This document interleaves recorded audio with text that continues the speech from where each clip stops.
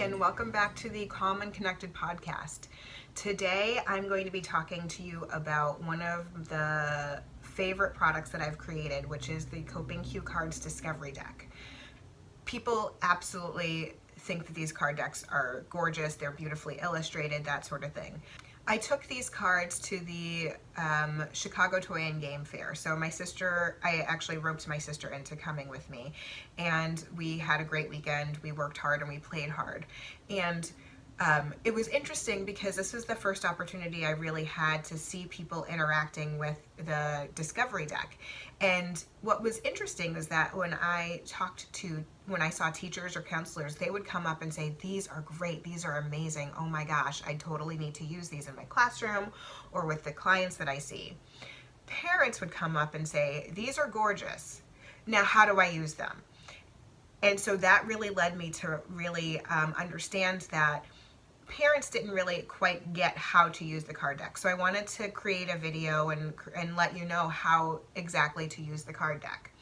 So I actually kind of think about the Discovery Deck as a physical version of the coping skills checklist. So you use it basically in the same way as you use the checklist. So what you would do is you would take the cards, and when a child is calm, you would start going through the cards with them, and you'd make 3 different piles. So you'd make a pile of things that kids like to do.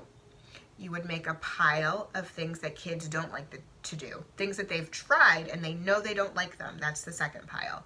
And then the third pile is things that they haven't tried yet.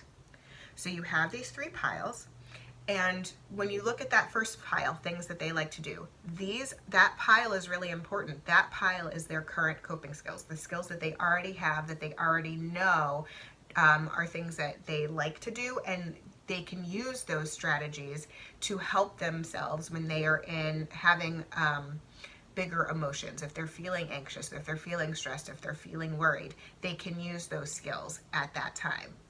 Maybe they hadn't identified that yet, maybe they hadn't tied that together, but I think it's really important that we as adults help them tie that together. When you are feeling upset, you can do something. You have the power to do something to make yourself feel better. You can do these things that you enjoy doing, then that can help regulate you. That can help you learn how to regulate yourself when you're having a hard time.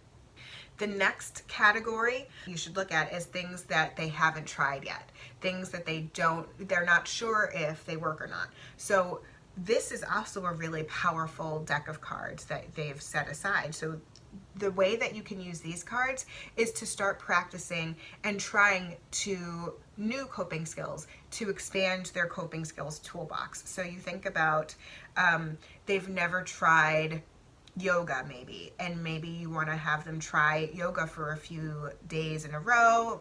That's the coping skill of the week that you're going to try, and have them practice that and see if it's something that they like or if it's something that they don't like and you want to put to the side for right now. In that other pile, the pile of things that they have tried and don't like, that pile is still important, and this is why.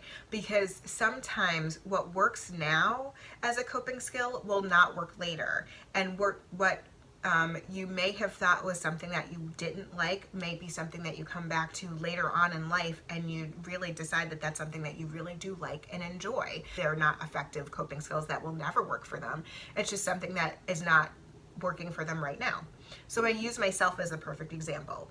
If you had asked me 5 years ago, "Do you do yoga? Do you like yoga?" I would have laughed because it wasn't my thing. Anytime I went to a yoga class, I literally giggled through the entire thing. I just couldn't settle myself. I couldn't settle my body. But then we were living in California for a year, and I was having a really rough day for whatever reason. I can't even remember what it was that was making me have such a hard time. But I went to yoga class, and that was for the first time I really was able to settle my body and settle my brain, and I felt different when I walked out of that yoga class. And it was incredible. And now I can say yoga is a coping strategy that I use for myself. I try to do yoga once a week, and I really enjoy it. But several years ago, I would have said, absolutely not. Yoga is not something that I want to be doing. So just keep in mind that even if it doesn't work for your child right now, it could work in a couple of months, it could work in a couple of years, and it could work when they're an adult. We should always be looking to grow and expand and re-examine our coping skills. Even as we grow and as adults, we can still continue to expand, but especially for kids, their coping skills can change a lot in a couple of years because they grow a lot in a couple of years. So that's just an overview of how you can sort of divide up the discovery deck. And then here's the really powerful thing. Because they're so visually appealing, you can hang the cards up. You can have kids pick maybe 3 or 4 strategies that they really love and they really resonate with, and you can have those strategies up on a wall, so they can be their strategies that they use, and it can be something that's either in their room as a way to remind them of the strategies that they want to use, or in a calm down space at your home, or a calm down corner in a classroom. They can be hung on the fridge, or kids can have them in their desk.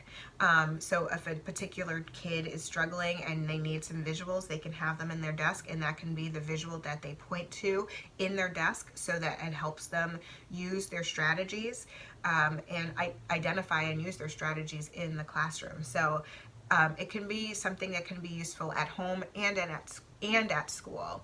And you can also take them with you. So if you wanted to take them, if there are certain strategies that you want to use when you're at a party, or if you're on a play date, you could also bring the cards with you, and those can be the visuals that you use to help kids manage their emotions.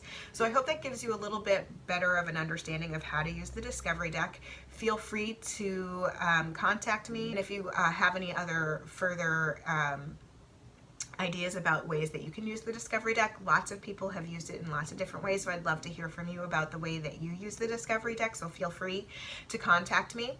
And until next time, have a great day.